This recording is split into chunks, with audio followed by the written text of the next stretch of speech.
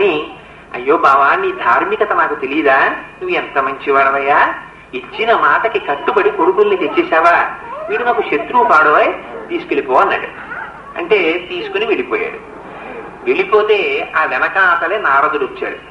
ఒకనాడు నారదుండొయ్యన కంసుని ఇంటికి చనుదించి ఏకతమున మందలోపలనున్న నందాదులను వారి భార్యలు పుత్రులు బాంధవులను దేవకి మొదలుగా గల తెరవలు వసుదేవుడాదిగా గల సర్వ యాదవులను సురలు కాని నిజము నరులు కాలవి తెలిపి కంసుండ నీవు రక్కసుడవనియు దేవమయుడు చక్రి దేవకీదేవికి పుత్రుడుగా జనించు భూతలంబును చెరప పుట్టిన చెనటి దైత్యుల నెల్ల సంహరించునని తెలిపి చనియదివికి.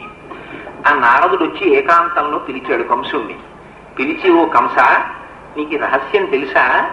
నువ్వు మొదటి కుర్రాడు నన్నేం చేస్తాడని కదా విడిచిపెట్టేశావు. అసలు నిన్ను చంపడం